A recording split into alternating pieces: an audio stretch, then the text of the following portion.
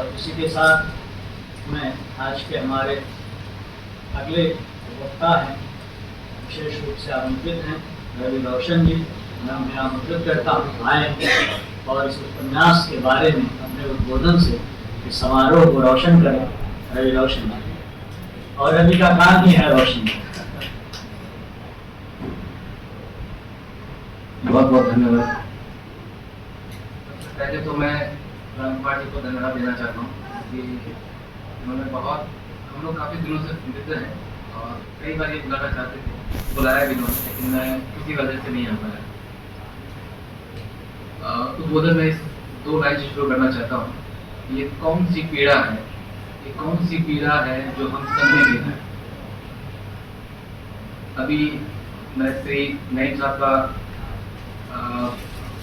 तहे दिल से स्वागत भी करता हूँ और उनका मान भी बढ़ाना चाहता हूँ कि उन्होंने बहुत अच्छी किताब लिखी है। जैसे सर ने कहा, उसी तरह से मैंने भी एक बार भी किताब पढ़ ली। उसके अलावा श्री पांडे साहब, प्रभाकर सर, मैं तो वही त्रिपाठी जी, मक्सानी साहब को बहुत बहुत धन्यवाद। सर निकल है, प्रेम तो शाश्वत है ही, और प्रेम पे जो किताब लिखी गई है हम सब उससे गुजरे हैं। तो नईम साहब से ज्यादा धन्यवाद उनकी पत्नी को देना चाहता हूं मैं, जिन्होंने इनको अलाउ किया कि वो किताब लिख सके। और कुछ पॉइंट जो हमने इसमें मैंने जो देखा है, सुना है या फिर पढ़ा है, उसके बारे में लिखना बताना चाहता हूँ। हम सब में एक ओहेनिस जो प्रेरणा की स्रोत है वो हमारी माँ है, जो उन्होंने अपने प्राकथन में माँ को एक दर्जा दिया है, उनको अपने मोटिवेशन का एक जरिया बनाया है, वो हम सब में है। इसके लिए उनको पहली बार धन्यवाद देना चाहता हूँ। दूसरा, इसमें किताब में जितने भी कथन या वाक्य लिखे गए हैं वो हम सब के जीवन में बोलचाल की भाषा में हमेशा प्रासंगिक रहे हैं और रहते हैं और रहेंगे भी। हमारे आम बोलचाल की भाषा में हमेशा से ये रहती है। उन्होंने लिखा है, मृत्यु जीवन का परिणाम है। मृत्यु जीवन का परिणाम है। ये हम जब भी हम सोचते हैं या जीवन के बारे में सोचते हैं, जब हम अंतिम समय पे पहुंचते हैं या फिर जिनको भी देखते हैं जो वृद्धावस्था में है, तो उनको जब देखते हैं तो ये लगता है कि हाँ, ये जीवन क्या था। फाइनली ये मृत्यु ही इसका परिणाम है। ये अच्छे बुरे लोग हर देश में होते हैं, ये भी लाइन मैंने उनका नोट किया। अब इस कहानी की मुझे जो सबसे अच्छी बात लगी, ये प्रेम त्रिकोण तो है, मनहर, तोशिका और सुनील के बीच का प्रेम त्रिकोण है, लेकिन सुनील कभी भी इसमें प्रेजेंट नहीं है, जिसके कारण मनहर और तोशिका का जो प्रेम है अनवरत बढ़ता रहता है बिना किसी डिस्टर्बेंस के। और इस बीच में जो उत्प्रेरक हैं डॉक्टर साहब, वो हैं इसमें, लेकिन सुनील की वजह से कहीं डिस्टर्बेंस नहीं आता और प्रेम का सुखांत भी होता है। एक विशेष बीमारी से ग्रसित मनहर तोशिको से प्रेरित होकर जीवन में दोबारा वापस आता है। फिर बाद में जब दोनों एक धरातल पे आते हैं, फिर तोशिका बीमार पड़ जाती है, फिर मनहर उसको प्रेरित करता है, फिर बाद में इसका सुखांत होता है। और ये भी पता चलता है यदि सुखांत हो तो बाद में मर्सिडीज भी मिलती है। तो कोशिश करते रहें,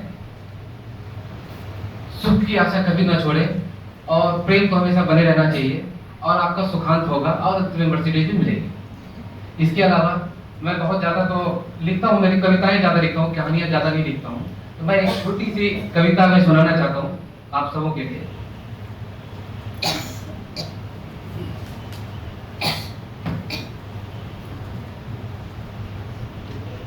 जैसे इन्होंने अपनी माँ को काफी प्रेरणा का स्रोत बनाया है, तो बाबूजी भी हमारी प्रेरणा के स्रोत हैं। तो बाबूजी पे मैंने कविता लिखी थी, यदि आप लोगों को पसंद आए तो ठीक है। बाबूजी की चिट्ठी।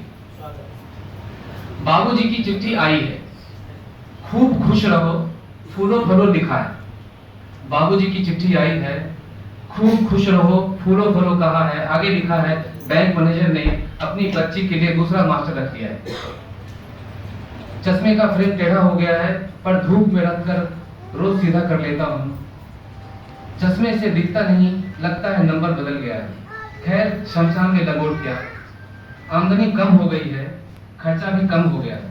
माँ ने फिर से कहा है माँ ने फिर से घर का सारा काम शुरू कर दिया है। बुढ़ापे में दूध नहीं पचता है, चाय की बात छोड़ो। तो हमारे फूफा फूफा आए थे, बच्चे भी साथ में आए थे, बड़ा अच्छा लगा मन को। सब पूछ रहे थे तुम्हारे बारे में, कह भी रहे थे बड़ा आदमी बन गया है, हो सके तो चिट्ठी लिखना, मोबाइल समझ में नहीं आता, ऑन करने की बजाय ऑफ हो जाता है। मां रो रही थी शायद, पूछा तो टाल गई, तुम्हारी मजबूरी समझता हूँ, पर बहुत दिन हो गए, पर कोई बात नहीं, अपनी सुविधा देखकर ही चलना। तुम्हारा दोस्त जिप्सा आया था, 5 वर्ष पे लौटा है, लेकिन उसका पिताजी नहीं रहे। चलो कोई बात नहीं है, माँ आशीष दे रही है सबको, कब आ रहे हो जल्दी लिखना। अरे हाँ, एक बात भूल गया, परसों बटेदार से झगड़ा हुआ, मानसून गिर गया था, जमीन पट्टी छोड़ दिया था, बहुत झाड़ा है उसको, आओगे तो देख लेना। आखिर जो भी है सब तुम्हारा ही है, अब बस करता हूँ तुम्हारा बाबू। तो आपने जो अपनी माँ को जो प्रेरणा का स्रोत बनाया, उसके लिए मैं बहुत बहुत आभारी हूँ। और किताब बहुत बहुत बहुत अच्छी लिखी है। और लास्ट टाइम जो मैंने आधे अधूरे एक उपन्यास पढ़ी थी, वो पूरी पढ़ी थी, उसके बाद पहली बार ये मैंने उपन्यास पूरी पढ़ी है।